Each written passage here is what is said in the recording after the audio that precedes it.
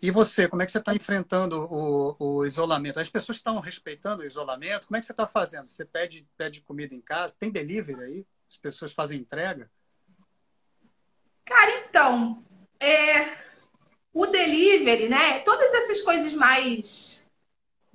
Por exemplo, né? A minha maior dificuldade de adaptação em Luanda foi a questão do transporte.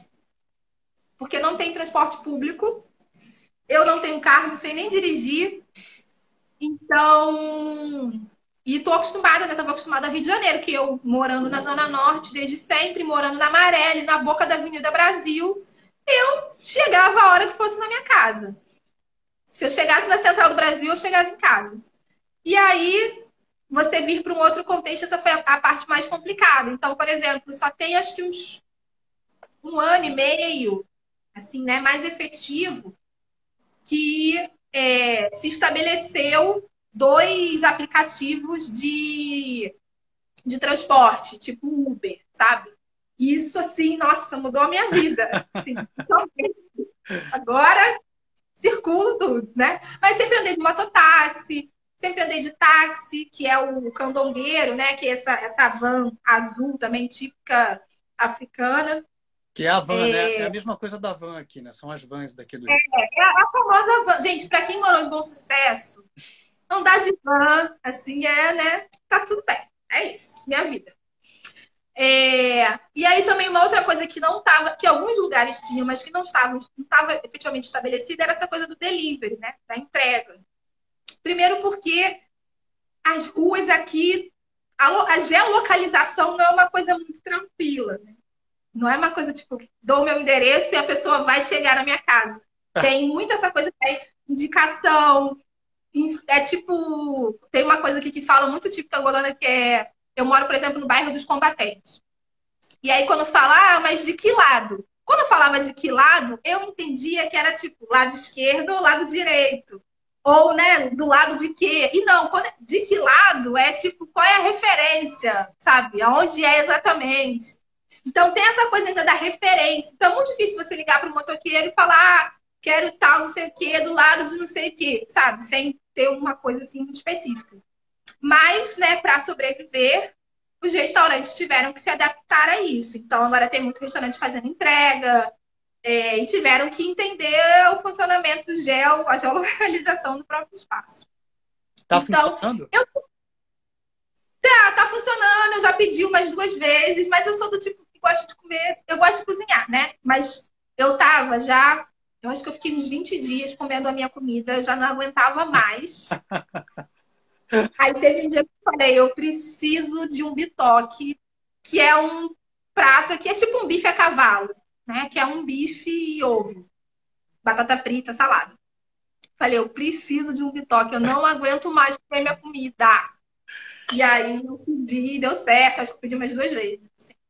Mas tenho sentido falta de sair para comer. Eu sempre tinha uma tradição de, aos sábados, almoçar em algum restaurante, para poder caminhar mesmo pela cidade, conhecer mais coisas, entrar nas ruas que eu nunca tinha entrado e tal, conhecer umas coisas novas. Então, isso eu tenho sentido falta. Mas eu fiz um bom, eu vivo sozinha, então eu acabei né, nessa coisa de tem que ficar em casa, eu acabei fazendo um mínimo estoque de comida, nada surreal, mas né, para quem vive sozinha é tranquilo, então é tipo, eu saio mais ou menos uma vez por semana, uma semana e meia, assim, para comprar fruta, legume, porque eu não consigo não comer um legume, né? Minha mãe me acostumou mal. E aqui tem muita fruta, legume, isso é tipo maravilhoso. Uma das coisas muito boas da minha adaptação aqui. Então não tem como. Aí eu tenho que ir ali na rua. E também para ajudar as pessoas, né? Porque é isso, assim, acho que, sei lá, 70% da economia angolana é informal. Então, a maior preocupação, na verdade, com tudo isso foi as pessoas que não têm caixa, não têm seguro, não tem, sabe, elas vivem do que elas vendem. Então, se você não pode vender, você não vive, né? Então, eu também saía nesse sentido. Eu comprava, às vezes, banana que eu sabia que não precisava, mas eu comprava mais porque eu né, tinha que ajudar essa pessoa também ou dava para alguém na rua, uma outra pessoa. porque também tinha a ver com isso, né? Não era só sobre a minha sobrevivência, também é sobre a sobrevivência das outras pessoas. Então, acho que isso é um papel importante, assim, quando você entende o contexto. E o governo aí, ele tem ajudado essas pessoas, que são as pessoas que vivem desse comércio, né? As pessoas do setor de serviços, tem essa preocupação aí, como a gente tem visto, inclusive, aqui no Brasil, assim, de certa forma? Olha, eu sei que quando começou, rolou a coisa de tentar um apoio de 8.000 kwanzas por mês para Muito? algumas famílias. É muito? É pouco? Nada, 8.000 kwanzas, gente, é tipo uma compra minha no supermercado, sabe? E eu vivo sozinha. Imagino uma família de 5, 6 pessoas. Mas, sinceramente, eu não sei se isso chegou até a acontecer. Acho que acabou rolando uma mobilização também muito da sociedade civil, das pessoas, cesta básica. Teve uma outra coisa que aconteceu também aqui há uma semana, mais ou menos. Acho que foi da última sexta para o último sábado. Que foi uma chuva, né? Abril é o mês de chuva em Angola. E aí caiu uma chuva assim, torrencial, especialmente em Luanda, morreram mais de 10 pessoas. Então a gente até falou, né, de tipo, a chuva mata mais do que o Covid em Angola. Então, isso fez também com que as pessoas se mobilizassem um pouco mais para, sabe, para essas famílias, e, enfim, isso gerou outras mobilizações locais. Mas, enquanto Estado, sinceramente, não sei. Eu sei que rolou uma mensagem, chegou uns SMS do governo pedindo, inclusive, à sociedade para ajudar com dinheiro o governo, assim, que a gente ficou meio... Oi? Como assim? Enfim. Coisas que aconteceram no meio disso tudo. Mas existe uma rede de solidariedade aí, né? Isso é importante de falar, né? Das pessoas se ajudarem no momento que é um momento de dificuldade como esse. Porque eu acredito que, assim como aqui, aí deve ser difícil para as pessoas ficarem em casa isoladas, né? As pessoas que não podem sair, né? Deve ser ruim, né? Até porque a vida aí é fora das casas, né? As pessoas se encontram muito na rua, né? Para conversar, né? Sim, sim. Isso é engraçado, né? A vida é fora de casa, mas é uma vida. A vida fora de casa é a vida do trabalho. Porque, diferente do Rio, por exemplo, em que a diversão, né, a cultura, ela é a rua. Pelo menos o Rio que eu gosto, é a rua, né? As pessoas estarem na rua, fazendo eventos, fazendo coisas, encontrando as pessoas, o bar que você senta na calçada. É isso, é a vida realmente fervilhante do Rio de Janeiro. Aqui é um pouco diferente, porque a vida cultural, ela é mais dentro dos espaços. E o divertimento também, né? Tem famosas festas aqui que são dentro do que chamam aqui, que é o cubico, né? Que é a casa ou o quintal. Isso é muito forte. E a vida do trabalho, que é a vida da rua, né? De você estar, de circular, que é a zunga, né? Kimbunga, eu acho, é o caminhar. Que aí existe essa profissão, essa atividade que é a zungueira, que é essa mulher que vive, né, dessa venda caminhando, né, circulando a cidade. Então, eu acho que é muito complicado, assim, na cabeça, né? Pode ter na cabeça, ou com qualquer coisa. Eu já vi coisas muito grandes na cabeça, assim. Eu fico sempre muito admirada com esse equilíbrio. E a força, né? Porque tem que ter uma cervical boa. Assim. Uma vez eu tentei botar uma garrafa d'água na cabeça, quase morri. Não dá. Não confio. Você estava Então, acho que. falando. Desculpa, pode continuar. Não, eu falar disso foi bem complicado. E também, né, parecido com o Brasil, aumentou também o número de violência doméstica. Né? Então, enfim, as mulheres são sempre as mais fodidas. Assim, é sempre difícil. Bom, eu ia fazer uma outra pergunta, agora eu vou fazer outra, tá? Assim, a Bianca escreveu aqui, e aí eu acho que esse é um gancho bom para a gente falar isso, né? Assim, você escreve num site que é um site feminista, que é Asmina, você é colunista de lá também. Tá? Você, quando chegou aí, dentre as diferenças e as semelhanças que você viu aqui, Como é que estão organizados os movimentos feministas aí? E essa questão da equidade de gênero é um assunto discutido aí em Angola como um todo, ou no seu microcosmo aí de Luanda? Sim, de alguma forma é sim, né? O próprio partido, que é esse partido que está no poder O MPLA, desde que né? o MPLA, tem Desde a independência em 75 eles estão no poder, né? desde que o nunca mundo, né? É, ele tem uma vertente eu acho, desde praticamente da fundação, que é a OMA, né? Que é a organização do partido que é ligado, que é a Organização da Mulher Angolana, que faz parte também do MPLA. Então, que as mulheres tiveram um papel muito importante na luta pela independência e depois nas lutas internas do país. Isso é importante Então, falar, né? Isso é importante falar, né? Do papel das mulheres que elas tiveram aí nas lutas pela independência, das ex-colônias, né, portuguesas, que foram os últimos países a se tornarem independentes. As mulheres tiveram um papel muito forte aí em Cabo Verde e na Guiné-Bissau e em Moçambique também, né? Desculpa, estou te interrompendo. Fala. não, tá tudo bem, você é o historiador aqui. É, E aí, então a mulher ela tem um papel muito do lugar do símbolo, sabe? O símbolo angolano. Tem também, óbvio, o Agostinho Neto, né? Mas o símbolo sem nome do país é a mulher, né? É essa imagem, assim, da força, do trabalho, essa mulher zungueira carregando essa bacia na cabeça, que eu acho que simboliza o mundo, né? Uma bacia na cabeça e uma criança nas costas. A Rainha Ginga, né? Uma heroína nacional também, né? A própria Rainha Dinga, assim, que é um grande símbolo de luta, aqui em Pavita também. Então, eu acho que existe esse lugar da mulher como símbolo, mas não quer dizer que a mulher seja valorizada efetivamente nas práticas diárias ou nas práticas institucionais.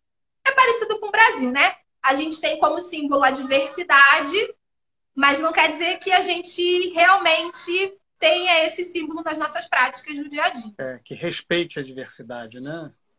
Exatamente. Então, existe, né, um movimento feminista bem forte, organizado enquanto coletivo, que é o Ondjongo Feminista.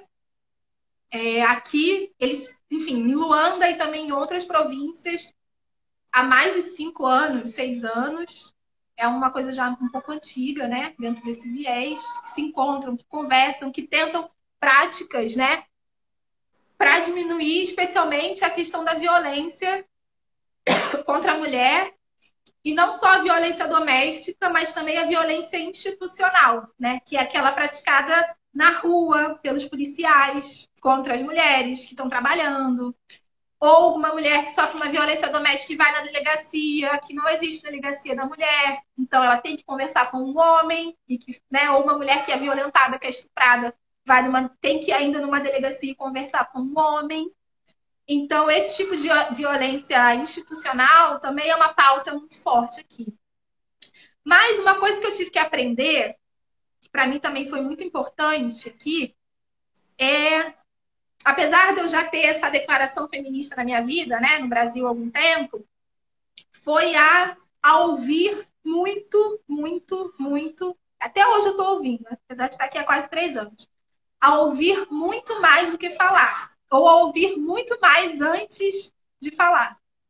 Então, eu acho que esse lugar de pauta, especialmente para quem vem de fora, é importante que você esteja atento para não trazer as suas pautas ou o seu corpo como sendo um corpo único ou uma pauta única, num lugar que tem outra construção, sabe? Então, enquanto a gente está, muitas vezes, dentro do movimento feminista no Ocidente ou no Brasil, pautando até muitas vezes não é bem essa palavra, né? Mas como as desconstruções familiares, o famoso que eu brinco, né? Não sou obrigada a nada.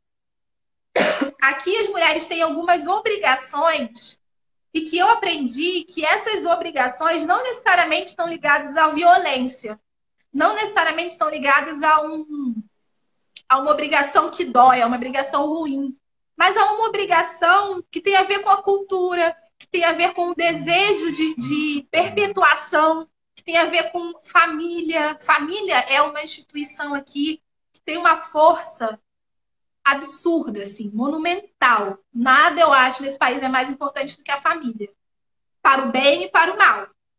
Então, não dá para eu chegar aqui com o meu oba-oba e pautar certas coisas, né? Claro que não é um oba-oba, mas pautar certas coisas e desprezar toda a construção ideológica e filosófica mesmo de uma sociedade e que é a vida, e que é o dia a dia dessas mulheres, e que parte também do desejo delas. Acho muito ruim quando você coloca sempre a mulher nesse lugar de fragilidade, como se ela estivesse sempre sofrendo. E eu acho também que isso tem a ver com racismo, sabe? Quando você olha, e com o estereótipo, quando você olha para o continente africano e você acha que as mulheres africanas estão sempre sofrendo. E não estão, elas estão em uma outra potência, elas estão vibrando num outro lugar, que às vezes não é o nosso. Mas não quer dizer que não seja uma vibração importante, que faça parte e que mantenha, especialmente, as instituições e o país mesmo, assim, em pé. Porque, gente, se essa mulher sai daqui, nem sei o que acontece. Não, e você falou algumas coisas que são muito importantes, assim, importantes mesmo da gente deixar bem claro aqui, né? Que é a questão de que assim, você não pode chegar e você impor uma sua visão de mundo às pessoas, porque senão você vai estar, né, assim, assumindo o papel do colonizador. Não. Sim, se o mínimo que a gente precisa fazer tem empatia, é entender o outro, né? A gente não pode chegar a nós com as respostas ou com as pautas, né? A gente precisa entender como a sociedade, como culturalmente essas pessoas se estruturam, qualquer pessoa, né? Antes da gente chegar achando que é o dono da verdade, porque a gente não é, né? Sim, e não vai ser nunca, né?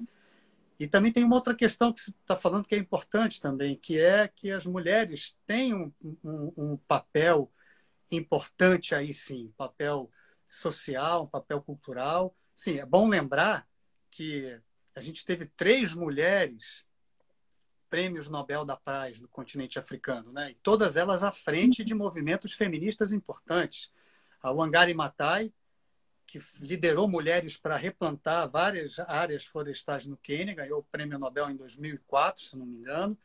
E a gente teve 2 líderes da Libéria, que foi a Ellen Johnson Sirleaf, a presidente, se tornou presidente da Libéria, primeira mulher, né, a ser eleita presidente num país africano, e a Leymag Boe, que fez um movimento feminista de greve de sexo para acabar com a guerra civil na Libéria. E ela foi muito bem sucedida, diga-se de passagem, né? Sim. Se não fosse por ela, a Ellen Johnson Sirleaf não conseguiria ser eleita a primeira mulher, né? Então, o que eu queria te perguntar também, assim, fazendo esse preâmbulo todo, é que você falou de diferenças, né, entre aqui o Brasil e o Rio de Janeiro. E aí, né, o que você precisou se adaptar, inclusive em termos de relação com as pessoas, e o que você precisou adaptar o seu pensamento para poder exercer a empatia e entender as pessoas e se integrar aí, né, em Luanda? Eu acho que a coisa mais difícil para mim, mas quando isso aconteceu, foi uma libertação em várias frentes, assim, foi entender e me enxergar num lugar de privilégio, que era um lugar que o meu corpo nunca tinha ocupado no mundo. Na minha história de vida, quando eu vim para cá, eu tinha 29 anos. Em 29 anos, o meu corpo nunca tinha ocupado um lugar de privilégio. Eu sempre fui a preta, pobre, favelada, fodida, filha de empregada doméstica, cotista, estudante de escola pública, sabe? Sempre foi isso. Eu falo que eu era praticamente todas as cotas, né? Só faltava ser, sei lá, movimento LGBT, enfim. E aí, quando chegou aqui, eu não era isso. Quando chegou aqui eu sou Ana Paula Lisboa, escritora brasileira, com cabelo natural, independente, que vive sozinha, que mora no centro da cidade, que trabalha. E isso aqui é um privilégio para uma mulher tão grande que é tipo, Eu falei, gente, como assim? Não, existe esse lugar, em algum lugar do mundo, ser eu é um privilégio, e é mesmo.